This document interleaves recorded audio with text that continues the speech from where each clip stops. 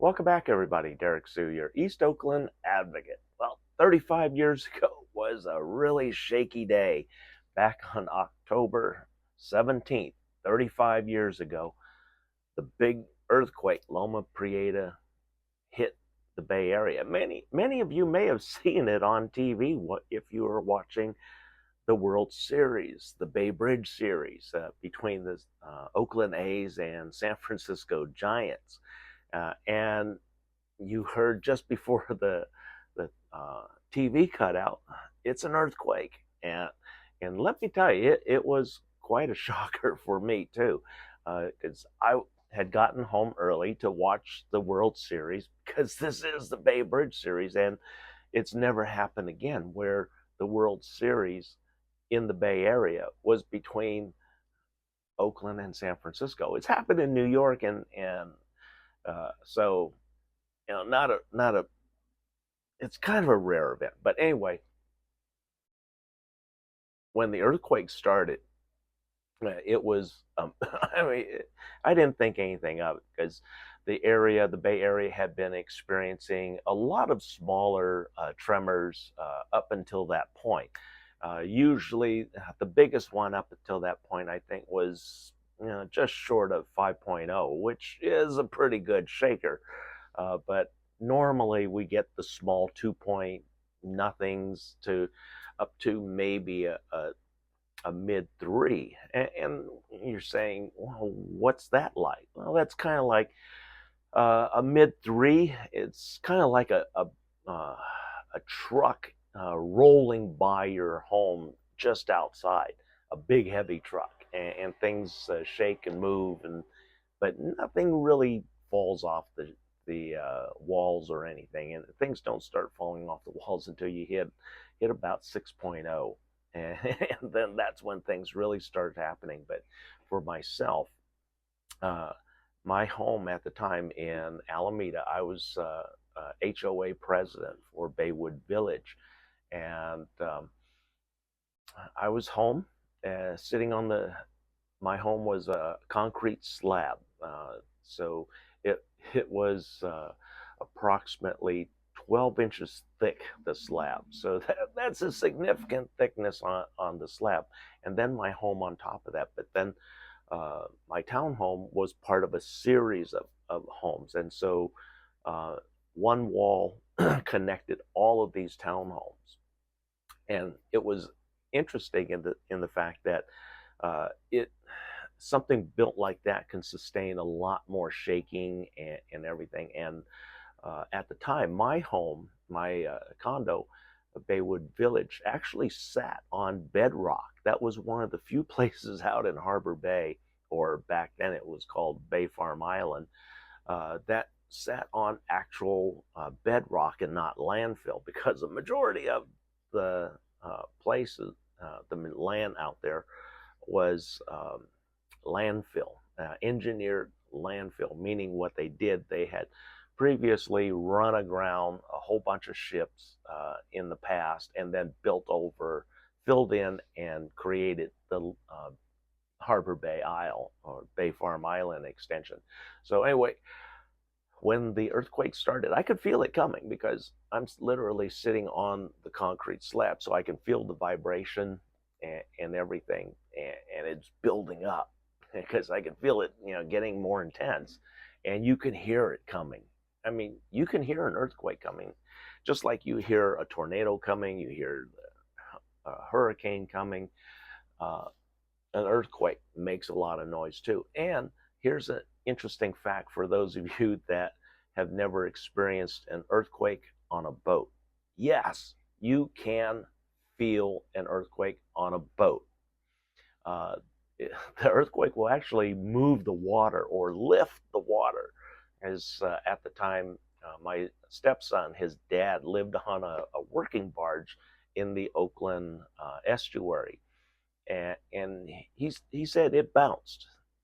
It bounced quite a bit, and this is a big, heavy tonnage barge, and the water moved up and down and caused his work barge to move. But anyway, when as soon as my TV cut out, This earthquake was going pretty good because right now I'm being bounced on my concrete slab. Believe it or not, the concrete slab looked like bay waters on a windy day. It didn't go up a whole lot, but it went up between 4 and 6 inches, lifting me up and down as each wave of motion from the earthquake passed underneath my feet. And it was really interesting in the fact that I'm going up and down, and at the same time, I'm watching my bay windows right behind me flexing a good 3 to 4 inches in and out, and I and above me I had my glass skylights. So the glass skylights, I'm looking up there watching them go in and out too. And my biggest fear was the glass exploding from so much movement and those shards of glass raining down on top of me. So I got up out of there. Plus, with that great big 5 foot bay window behind me, I didn't want that exploding either. And so I got up and moved towards my front door, which was only about 12 feet away. And I managed to get to the door, stumbling, because the floor was literally going like this with me on it, a concrete slab, a 12-inch concrete slab moving like this, and it's reinforced concrete. And then on top of that, the building is there. So I'm concerned that the building may come down. So I finally get to the front door, and lo and behold, like they always say, don't try and open the door because it's not going to open. And sure enough, it did not open. It was wedged in there because the movement of I could literally see my wall, the vertical points moving like this in the home.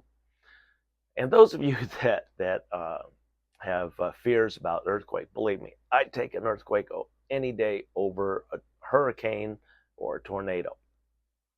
Hurricane and tornado, guaranteed damage. Earthquakes, not so much. It's only the rare occasional one where something falls off, and it's not that often, folks. I've lived here in earthquake country in the Bay Area all my life, and one of the things back in the 70s was always saying, all you folks that didn't live in California say, oh, California's going to fall off into the Pacific Ocean, and then we're going to have beachfront property in Nevada and Arizona. Never going to happen, folks. It doesn't work like that. But it will give you quite a start. That was probably the scariest event in my entire life, because here I am. I'm trapped inside my own home. I have glass that could possibly explode and cut me to ribbons. I have a home that is moving literally and could come down on top of me, and I could be buried and crushed with the debris from the home. So fortunately, nothing like that happened, but it was quite a scary event. And you saw a lot of pictures of Loma Prieta, the aftermath. And so I'm going to post a few more at the end here for you to look at, along with the ones that I posted on the front. And it was significant, the damage. And the days, week after, 1 week after Loma Prieta, we finally were able to get in touch with my wife's parents, who live outside of California, because pretty much all the telephone lines were down for several days. I mean, you could not receive a call, you could not make a call. And this was at a point when cell phones were just coming into existence. I didn't have one at the time, not yet. I was just short of entering my Department of Defense contract, and so I didn't have a phone issued to me yet. But anyway, we did get in touch with her parents a week later. She was able to do that from her work, my ex-wife, not from the home. Wasn't for it was about 10 days before we actually got phone service back to our home. Electricity was out for about 3 days. Fortunately, a lot of us had barbecues, and so we had just for the next few days, we just had block parties, and you folks were saying, "Well, what about all the food?" Well, we got a lot of ice. We had ice chests, so all the meats and really perishable things we were able to put into ice chests. And like I said, it was about 3 days before the electricity came on. And what's unique about Alameda is that we are not on PG&E in Alameda. We actually have our own electrical service, BOE, Bureau of Electricity in Alameda. And at the time, they were down, like I said, for 3 days because PG&E was down for 3 days. We also saw a lot of things.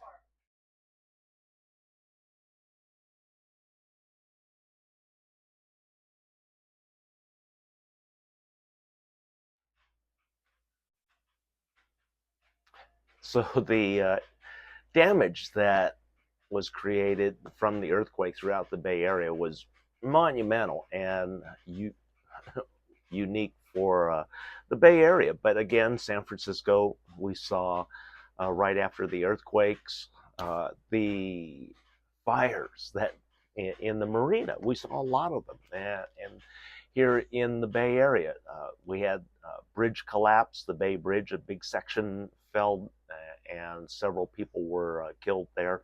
And the old Cypress Freeway, which ran through West Oakland, collapsed. And what was interesting that my wife, at the time, she worked in Berkeley, and at that time, or she would have been getting off, but she could have been on the top deck of that collapse back then of the Cypress Freeway, because that was the route that she normally took.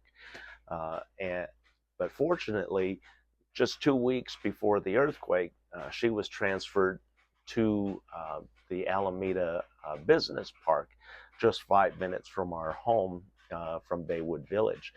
But believe me, there was a lot of damage out there too. And this is one of the things about landfill. We actually saw liquefaction there right after the earthquake. There's a lot of confusion and everything, but it was later on that everybody out in Harbor Bay Isle was notified you can't go to the business park because of all the damage that was done in the business park, especially the parking lots. And my wife and I, at the time, we were able to, before they put up the 24/7 security guards to keep people out of the area, we actually took a bike ride to go see, her work, and it was amazing. There were like volcanoes and sinkholes all through the business park, and that's one of the unique things about liquefaction. It points out all the weak points, the sand, the dirt, even the rock. There were many volcanoes about 2 feet tall, and then there were sinkholes that were 3 feet deep. And they were just sporadic, and that's why they had closed off the business park out there for the entire weekend. And at the time, the developer was Ron Cowan, and he was one of those real assholes that the community didn't like. He built a lot of the homes. Some of them were pretty shabby and had to be um, worked on about a 10, almost a decade later, because nails worked themselves loose, and the nails worked themselves loose because of the airplane traffic up above. But that's getting back to the earthquake. The liquefaction was all dealt with within 3 days. The business park was closed on a Friday, Saturday, and Sunday. Ron Cowan, what he arranged so that the businesses in the business park could operate on Monday. They closed off the business park. All the police and security, Harbor Bay security, secured off all of the business park entrances and exits so that you could not access that, and also stop people from entering the area to go looky-loo. You know, we got there before all of that happened. We didn't have a camera at the time, but it was pretty scary. That was one of the incidents. During the earthquake, though, a lot of people were running out. Some people were running out of their homes that were able to. My next door neighbor, she literally ran out of the house with naked. She was in the shower at the time when the earthquake hit. She ran out of the house, and on her way out the sliding glass door in the back of her home, because she's on the opposite side of my cul-de-sac, and she grabbed the floor rug to wrap around her while she was running out the door. And so while after the earthquake, I did get outside, because right after the building stabilized, I could open the door again. And damage to my house was pretty minimal. I was really surprised, only to find some minor cracking in the corners of the home, and that was about it. But my chandelier that was hanging on my vaulted ceiling, that thing was swinging an 8-foot arc. So it was pretty substantial, an 8-foot arc on that, on my ceiling light. And then when my wife got home, she said, "What are you doing playing with the skateboard?" I said, "I wasn't playing with the skateboard. That, you just missed the biggest fucking earthquake of all time." And then she's looking at me, because she's driving her brand new Mitsubishi Eclipse Turbo. She says, "Oh, maybe is that why the radio isn't working?" And I said, "Yeah, because electricity is off everywhere." "Oh, and that's probably why it felt like I had a whole bunch of flat tires." "Yep, because you drove through the earthquake." And she said the car was wobbling like it had 4 flat tires. Then the radio went out, and she said, "What's going on with this piece of shit car? We just got this." Yeah. But anyway, car was fine. Only real loss that we had was an antique cuckoo clock, which was one of the only things we did not secure in our home. So the importance of securing tall objects to the wall is important. We did secure pretty much everything that was necessary. The cuckoo clock was the only thing that we really lost. My wife, when she got home, went upstairs into the bathroom, and she said, "Why did you soak the toilet paper?" I said, I haven't been upstairs. I don't know what you're talking about." She said, "The toilet paper's like somebody just dunked it in the toilet." So that was probably from the sloshing of the water from the toilet. And she said, "Oh, that's why everything's wet up here." So it was pretty substantial, that earthquake. But it's earthquakes are not a big deal for those of us that have grown up with it. And in fact, I'm more concerned with hurricanes and tornadoes that you in the Midwest and the East Coast go through regularly. And we see billions of dollars of damage annually. So an earthquake on the East Coast, you know what? I'll take the earthquake over your tornadoes and hurricanes any day of the week. Thanks for joining me. We'll be right back.